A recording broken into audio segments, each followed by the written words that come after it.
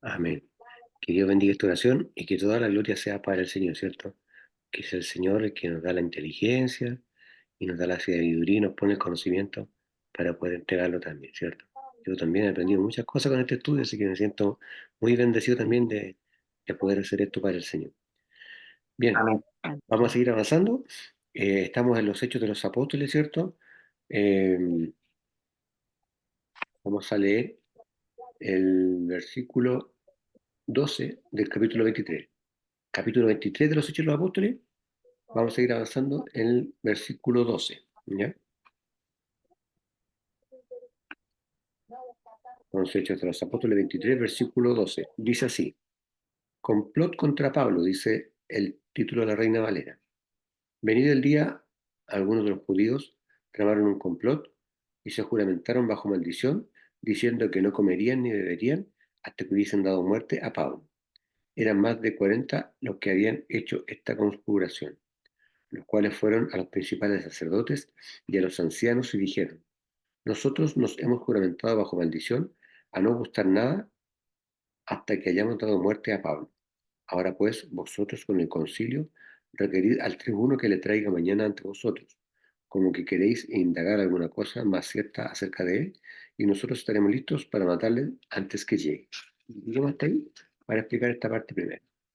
¿Cierto? Entonces, los judíos ya tenían claro, estamos viendo, ¿cierto?, todos los últimos momentos que está viviendo el apóstol Pablo, y los judíos ya empiezan a tramar de manera definitiva la muerte de él, ¿cierto? Dice el versículo 12 que cuando se hizo de día, algunos de los judíos se reunieron e hicieron voto de maldición, diciendo que ni comerían ni beberían hasta que mataran a Pablo. Es algo sumamente religioso, ¿cierto? Bueno, así es la religión, ¿cierto? Cuando las personas son religiosas, y el hecho de hablar de maldición, bueno, era una maldición religiosa, que procuraba de alguna manera poner a Dios en una posición donde Él tenía que hacer la voluntad de nosotros. O sea, los religiosos dejaban de comer y de beber hasta que se hiciera la voluntad que ellos querían.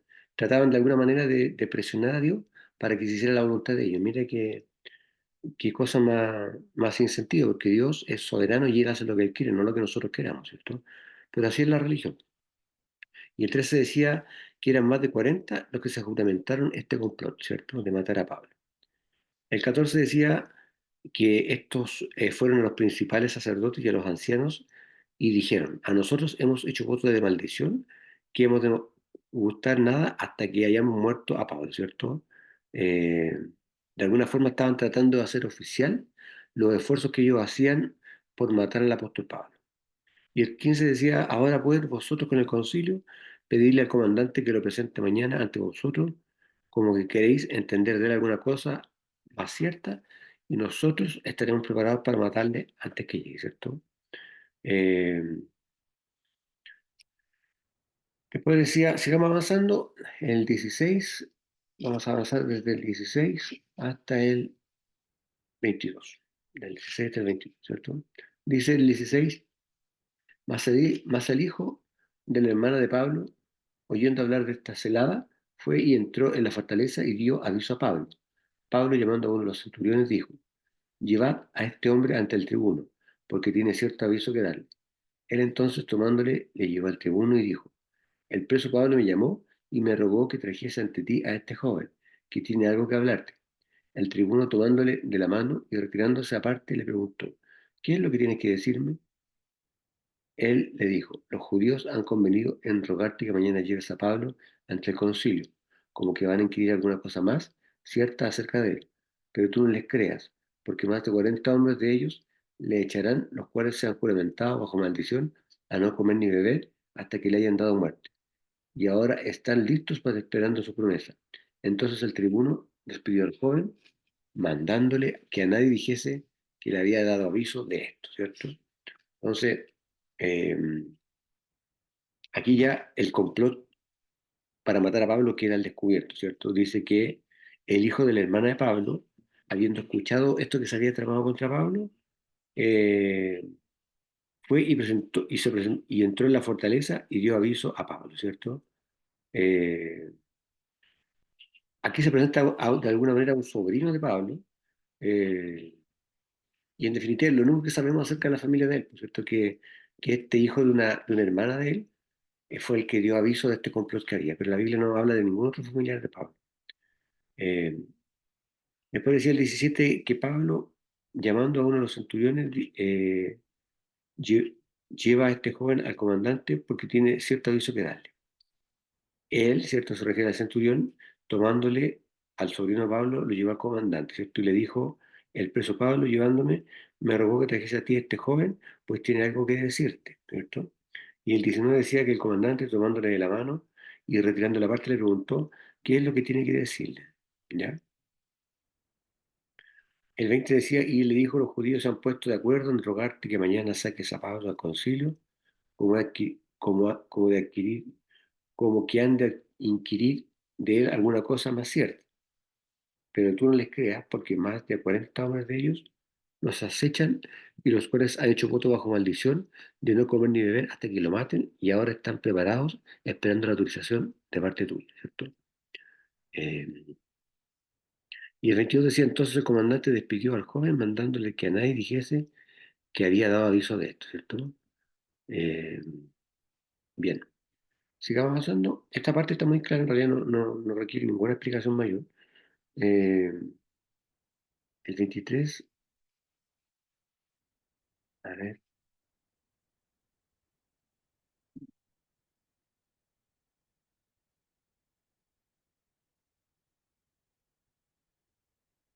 23, aquí está ya. Después dice el 23, Pablo es enviado a Félix el gobernador, ¿cierto?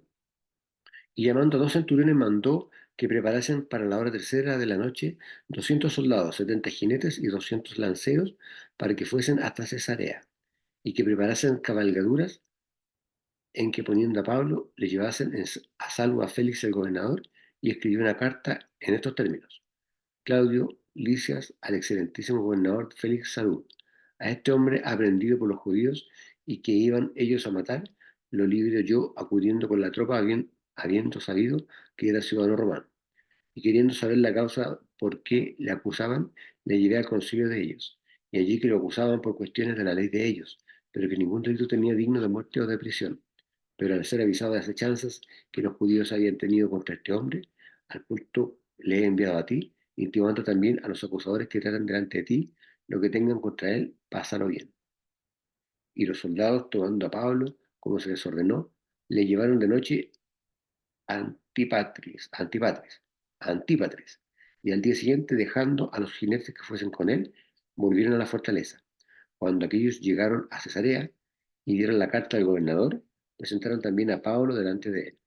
Y el gobernador leída la carta, preguntó de qué provincia era, y habiéndole entendido que era de Sicilia, le dijo, te oiré cuando vengan tus acusadores, y mandó que le custodiasen en el pretorio de Herón, ¿cierto? Entonces, dice el versículo 23, eh, que llamando dos centuriones mandó que dispusiesen para la hora tercera de la noche, es decir, la 9 de la noche, 200 soldados que fuesen hasta Cesarea y 70 caballos y 200 lanceros, ¿cierto? Y que preparasen, dice el 24, cabalgaduras en que pusieran a Pablo eh, y llevarlo con seguridad ante Félix, el gobernador, ¿cierto? Eh, y el 25, y escribió una carta en estos términos. Y aquí se describe la carta que se escribió, ¿cierto? Claudio Licias, es decir, el comandante del Imperio Romano, ¿cierto? El excelentísimo gobernador, al excelentísimo gobernador Félix Salud. Y aquí se relata la carta, ¿cierto? En el 27, ¿cierto? En el 28, en el 29 que ya la leímos, ¿cierto? Cuando habla de que lo acusaban de las cuestiones de la ley, se refiere a la ley de Moisés, ¿cierto? El 30 dice más, sintiéndome dado aviso de las acechanzas que le habían preparado a los judíos, luego al punto le he enviado a ti, o sea, inmediatamente lo mandó a él. Y el 31 los soldados, tomando a Pablo, como le era mandado, le llevaron de noche a Antípatris, ¿cierto? Antípatris, aproximadamente 74 kilómetros de Jerusalén se encuentra esa ciudad, ¿cierto? Y a unos 32 kilómetros más o menos de Cesarea, ¿cierto? Lo más probable es que los soldados hayan demorado 15 horas en marchar durante toda esa distancia. Y el 32 decía, al día siguiente, dejando que los jinetes se fueran con él, se volvieron a la fortaleza. 33. Y cuando llegaron a Cesarea y dieron la carta al gobernador, ¿cierto? Que es la carta que había sido escrita por el comandante romano, presentaron también a Pablo delante de él. Y el gobernador, dice el 24, leía la carta, preguntó de qué provincia era, es decir, de qué lugar de origen era Pablo. Y al enterarse de que era de Sicilia, dijo, te oiré, ¿cierto? Le estaba hablando a Pablo. Cuando vengan también tus acusadores, ¿cierto? Es decir, los miembros o los representantes del Sanedrín. Y mandó que lo custodiasen en el pretorio de Herodes, ¿cierto? Eh, el pretorio de Herodes, el pretorio de Herodes, digamos, es una parte del palacio lujoso construido por Herodes el Grande y sirvió también como edificio del Congreso, ¿ya? Eh, y también esto resultó ser eh, la residencia oficial de los gobernadores romanos y que por supuesto, como todas las instalaciones romanas, ¿cierto? Tenía celdas o prisiones dentro de sus límites, que ahí fue donde se quedó Pablo mientras llegaban sus acusados, ¿ya? Vamos al capítulo 24 ahora, que es, dice la Reina Valera, defensa de Pablo ante Félix, ¿cierto? Vamos a leer hasta el versículo 9. Dice, defensa de Pablo ante Félix. 5 días después descendió el sumo sacerdote Ananías con algunos de los ancianos y un cierto orador llamado Tértulo, y comparecieron ante él, gobernador, contra Pablo. Y cuando éste fue llamado, Tértulo comenzó a acusarle diciendo, como debido a ti gozamos de gran paz y muchas cosas son bien gobernadas en el pueblo de tu prudencia, oh excelentísimo Félix, lo recibimos en todo tiempo y en todo lugar con gran gratitud, con toda gratitud. Pero por no molestarte más largamente, te ruego que nos oigas brevemente conforme a tu equidad, porque hemos hallado que este hombre es una plaga y promotor de sediciones entre todos los judíos por todo el mundo, y cabecilla de la secta de los nazarenos. Intentó también profanar el templo, y prendiéndole quisimos juzgarle conforme a nuestra ley, pero interviniendo el tribuno Licias, con gran violencia le quitó de nuestras manos. Mandó a sus acusadores que viniesen a ti. Tú mismo, pues, al juzgarle podrás informarte de todas estas cosas de que lo acusamos, ¿cierto? De que lo acusamos. Los judíos también confirmaban diciendo ser así todo. Entonces, aquí estamos viendo, ¿cierto?, cómo Pablo empieza a enfrentarse a Félix, ¿cierto? Dice que 5 días después descendió el sumo sacerdote Ananías con algunos de sus ancianos, ¿cierto? Representa a los miembros del Sanedrín que eran saduceos, y un cierto orador llamado Tértulo, quienes comparecieron ante el gobernador contra Pablo, ¿cierto? Este Tértulo ejercía como un fiscal en los tiempos de hoy, ¿cierto?, ante los judíos, ¿ya? Y citado a este juicio, dice el número 2, Tértulo comenzó su acusación diciendo, ¿cómo por causa tuya, o sea, por la causa de Félix, gozamos de gran paz? Ahí como que de alguna manera lo está ensalzando al gobernador Félix. Gozamos de gran paz y muchas cosas sean bien gobernadas en el pueblo por tu prudencia. Eh, Siempre y en todo lugar lo recibimos con toda la acción de gracias, oh excelentísimo Félix, le dice, ¿cierto? Y el cuadro, y ahora no, y ahora por no molestarte más largamente, te ruego que nos oigas brevemente conforme a tu equidad, ¿cierto? La verdad es que Félix no era un hombre muy clemente, que digamos. Por eso lo dice como de manera irónica. El 5 dice, porque hemos hallado que este hombre es pestilencial, ¿cierto? Dice esta traducción que tengo acá, o es una peste, ¿cierto? Dice la Reina Valera, y levantador de sediciones entre todos los judíos por todo el mundo, y cabecilla de la secta de los nazarenos, ¿cierto? Esa secta es a la cual pertenecemos nosotros, ¿cierto? Los seguidores de Jesucristo. En ese tiempo se le dio ese nombre a los seguidores de Cristo, ¿cierto? La secta de los nazarenos. Eh, el cual también, dice el 6, tentó a violar el templo, ¿cierto? Eso es mentira, era una acusación falsa porque Pablo nunca profanó el templo de ninguna manera. Y prendiéndole, quisimos juzgarle conforme a nuestra ley, eh, que eso también es una mentira, ¿cierto? Una mentira descarada porque ellos nunca tuvieron la intención de juzgarlo, siempre quisieron matarlo, torturarlo, ¿cierto? Y provocarle la muerte. Pero interviniendo el comandante Licias, con gran violencia le quitó de nuestras manos, ¿cierto? Eh, Y el 8 dice, y mandó a sus acusadores que viniesen a ti, el cual tú mismo, después de interrogarle, podrás entender todas estas cosas de que le acusamos, ¿cierto? Y el 9 dice, y contendían también los judíos, afirmando ser así estas cosas, ¿cierto? Eh, Se refiere a la contienda o a la conversación que había, ¿cierto?, entre el sumo sacerdote y aquellos que se habían, digamos, unido, digamos, a Tértulo, aprobando las declaraciones que él había hecho contra Pablo como fiscal, ¿cierto? Bien, ahora vamos a ver dentro de este mismo versículo, capítulo 24, del 10 en adelante. Del 10 hasta terminar el capítulo 24, ¿cierto? Para ver la defensa de Pablo, ¿ya? Dice el 10, habiendo hecho señal el gobernador a Pablo para que hablase, este respondió. Esta es la respuesta de Pablo. Porque sé que, porque sé que desde hace muchos años eres juez de esta nación, con buen ánimo haré mi defensa. Como tú puedes asegurarte, no hace más de 12 días que subí a adorar a Jerusalén, y no me hallaron disputando con ninguno, ni amotinando a la multitud, ni en el templo, ni en la sinagoga, ni en la ciudad, ni te pueden probar las cosas que de ahora me acusan. Pero esto te confieso, que según el camino que ellos llaman herejía, así sirvo a Dios de mis padres, creyendo todas las cosas que en la ley y en los profetas están escritas, teniendo esperanza en Dios, la cual ellos también abrigan, de que ha de haber resurrección de los muertos, así de justos como de injustos. Y por esto procuro tener siempre una conciencia sin ofensa a Dios y ante los hombres. Pero pasados algunos años, vine a hacer limosna a mi nación y presentar ofrenda. Estaba de ello cuando unos judíos de Asia me hallaron purificando en el templo, no con multitud ni con alboroto. Ellos debieron comparecer ante ti y acusarme si contra mí tiene algo, si contra mí tienen algo. O digan, estos mismos se hallaron en mí alguna cosa mal hecha, cuando comparecí ante el concilio, a no ser que estando entre ellos por, prorrumpí en alta voz. Acerca de la resurrección de los muertos soy juzgado hoy por vosotros. Entonces Félix, oídas estas cosas, estando bien informado de este camino, les aplazó, diciendo, cuando descendiere el tribuno Lisias, acabaré de conocer vuestro asunto. Y mandó al centurión que se custodiase a Pablo para que se le concediese alguna libertad y que no impidiese a ninguno de los suyos servirle o venir a él. Algunos días después, viniendo Félix con Drúsila, su mujer, que era judía, llamó a Pablo y lo oyó acerca de la fe en Jerusalén, en Jesucristo. Pero al disertar Pablo acerca de la justicia del dominio propio y el justicia venidero, Félix se espantó y dijo, ahora vete, pero cuando tenga oportunidad te llamaré. Esperaba también con esto que Pablo le diera dinero para que le soltase, por lo cual muchas veces le hacía venir y hablaba con él.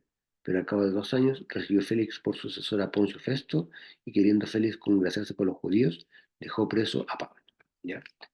Esta es la defensa que hace Pablo y lo que pasa finalmente, ¿cierto?, con él ante Félix, ¿cierto? Dice que 5 días después descendió el sumo sacerdote con algunos de sus ancianos, ¿cierto? Como ya dijimos, representaba, ¿cierto?, a los miembros del Sanedrín y de los saduceos, ¿cierto? Entonces, pero estamos hablando, ¿cierto?, del versículo 10, que dice que Pablo, cuando el gobernador le hizo la señal de que hablase, Pablo respondió, ¿cierto? Porque ya sé que desde hace muchos años eres gobernador de esta nación, con buen ánimo expondré mi defensa, le dice Pablo, ¿ya? Y el 11, porque tú puedes asesorarte de que no hace más de 12 días que subí a adorar en Jerusalén, ¿cierto? Eh, en esencia lo que Pablo estaba haciendo era declarar que no era posible la acusación que se estaba haciendo en contra de él, ¿cierto? Porque era un periodo muy corto de tiempo el que él llevaba en ese lugar. Y el 12 decía, y ni me hallaron en el templo disputando con ninguno, ni promoviendo revueltas, ¿cierto? Con nadie, ni en sinagoga ni en la ciudad, ¿cierto? Eh, o sea, no había ninguna forma en la cual pudieran imputarle los cargos que se le estaban imputando. Y el 13 ni te pueden probar las cosas que de ahora se me acusan, ¿cierto? Es decir, no podían justificar las acusaciones que tenían en contra de Pablo. Pero esto te confieso que conforme a aquel camino que llaman herejía, es decir, el camino de seguir a Cristo en este caso, así sirvo al Dios de mis padres, ¿cierto? Eh, Creyendo todas las cosas que en la ley y los profetas están escritas. Es decir, Pablo confesaba que creía en todas las cosas escritas en el Antiguo Testamento, teniendo esperanza en Dios, que ha de haber resurrección de los muertos, así de justos como de pecado, ¿cierto? Eh, la cual también ellos esperan. Ahí está hablando, por supuesto, de la resurrección. Y por esto procuro yo tener siempre conciencia sin remordimiento acerca de Dios y acerca de los hombres, ¿cierto? Eh, Esto habla muy bien de Pablo, porque le está diciendo en definitiva que él era muy diligente en cuanto a practicar constantemente una conducta aprobada por Dios, ¿cierto? Esperando su venida, para complacer a Dios, ¿cierto? Para agradarle, como deberíamos hacerlo cada uno de nosotros. Y el 17 dice, y ahora bien, pasados muchos años, viene a hacer limón a mi nación y ofrenda, ¿cierto? Esto para demostrar de alguna manera que hace 6 o 7 años se encontraba fuera de Jerusalén. Cuando después, dice el 18, de haberme purificado, me hallaron en el templo, ¿cierto? Sin hacer turba, sin hacer alboroto, unos judíos de Asia, los cuales debieron comparecer delante de ti y acusarme si contra mí tenían algo, ¿cierto? ¿Por qué? Porque los que acusaban a Pablo no estaban presentes en ese momento. eh, y digamos, el sumo sacerdote y los miembros del Sanedrín que estaban en ese momento presentando los cargos, no habían estado presentes en los momentos en los cuales él supuestamente había cometido la infracción, ¿ya? Por eso él le dice, los cuales debieron comparecer delante de ti y acusarme si contra mí tenían algo, ¿cierto? Los judíos de Asia. Y el 20 dice, o si no, que estos mismos digan, ¿cierto? ¿Qué delito hallaron en mí cuando yo estuve delante del concilio, ¿cierto? O sea, le vuelve a dejar al descubierto frente a la autoridad, ¿cierto? Que las personas que lo estaban acusando no estaban presentes cuando él cometió supuestamente esas conductas indebidas, ¿cierto? Y el 21 dice, a menos que sea por haber corrompido o prorrumpido entre ellos en altavoz acerca de la resurrección de los muertos, soy juzgado hoy por vosotros, ¿cierto? Eh, y ahí como que a Félix le provoca un poco de rechazo porque hablar de la ley judía no era para nada de interés para Félix, ¿cierto? Más adelante vamos a entender que Félix lo único que le interesaba, digamos, era lucrar, obtener una ganancia económica con todo lo que estaba pasando. Entonces, dice el 22, Félix, oídas estas cosas, estaba bien informado de esta secta, ¿cierto? Eh, por supuesto que Félix como autoridad tenía más conocimiento eh, del cristianismo que el mismo Tértulo, ¿ya? Eh, Les aplaza decir diciendo, cuando descendiera el comandante Licias, acabaré de conocer de vuestro caso, ¿cierto? En el fondo, él trata de retrasar la sentencia de Pablo, creyendo que de alguna manera calmaría la situación, eh, pero porque finalmente él quería obtener un beneficio económico, ¿cierto? Como lo podemos ver más adelante. Y el 23 dice, y mandó al centurión que Pablo fuese custodiado, pero que tuviese cierta libertad, ¿cierto? Eh, o sea, era como un arresto domiciliario, pero en cierto modo tenía la libertad para hacer lo que él quisiera, ¿cierto? No quedaba en prisiones ni mucho menos. Y que no impidiese a ninguno de sus familiares servirle o venir a él, ¿cierto? O sea, ahí se confirma que él podía estar en su casa esperando que llegara, ¿cierto? Licias para ver si efectivamente hay una acusación formal contra Pablo. Y el 24 dice que algunos días después vinieron Félix con Drusila, ¿cierto? Su mujer, la cual era judía. eh, La esposa, ¿cierto? Esta Drusila, que se nombra acá, era la hija menor de Herodes de Agripa primero, ¿ya? Herodes Agripa el primero. El Herodes que mató a Santiago, ¿cierto? Que a su vez era el hermano de Juan, ¿cierto? Con una espada. Llamó a Pablo y lo oyó acerca de la fe en Jesucristo. Eh, Parece que al parecer el interés que tenía eh, Félix era sincero respecto a lo que estaba hablando Pablo, ¿ya? Y disertando él, ¿cierto? Es decir, Pablo, de la justicia, eh, seguramente la luz acerca de que la justicia solamente puede prevenir de Cristo y del dominio propio y del juicio venidero, ¿cierto? O sea, le está hablando de las ataduras y de los vicios que afectan a la humanidad, ¿cierto? Y le está hablando de que todos vamos a comparecer en un futuro próximo o en un futuro cercano en el día del Señor. Espantando Félix, respondió, ¿cierto? Ahora vete, cuando tengas oportunidad te llamaré, ¿cierto?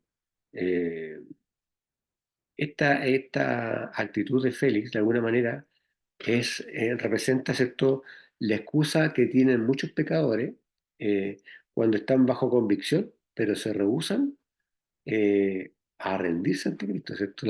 Hay personas que uno le habla y se sienten desnudados, ¿cierto? Por la palabra, pero se rehúsan a arrepentirse de su maldad, ¿cierto? Y a rendirse frente a Cristo. Pasa muchas veces también, como le pasó a Félix, ¿cierto? Esperando ese 26 también con esto, que de parte de Pablo le ofreciera dinero para que le soltara, ¿cierto? Lo más probable es que el amor al dinero le jugó la mala pasada a Félix y por eso que él nunca abrió su corazón. Tenía interés en las cosas que hablaba Pablo, pero le interesaba más el dinero, obtener un lucro económico. Por eso es que, a pesar de que le interesaba y que se dio cuenta de que Pablo tenía la razón, a pesar de eso no dio el paso, ¿cierto? Y prefirió esperar un beneficio económico, ¿ya? Por lo cual, muy a menudo le hizo venir y hablaba con él, ¿cierto? En ninguna parte de la Biblia hace mención de que Félix haya aceptado a Cristo, ¿cierto? Estaba a punto de hacerlo, ¿cierto? Siempre tuvo interés en las cosas de él y por eso de alguna manera retrasó eh, este, este juicio que se quería hacer en contra de Pablo. Pero el amor al dinero, de alguna manera, hizo que este Félix no aceptara al Señor, porque la Biblia no lo nombra en ninguna parte, ¿cierto? Eh, y el 27 decía, pero al cabo de 2 años, Félix recibió Félix por sucesor a Poncio Festo, ¿cierto? Poncio Festo es un gobernador, ¿cierto?, que reemplaza a Félix. Y queriendo Félix congraciarse con los judíos, dejó preso a Pablo, ¿cierto? Fue una terrible parodia a la justicia porque, en definitiva, Félix estaba casi convencido, o a lo mejor estaba convencido, pero le faltó dar el paso.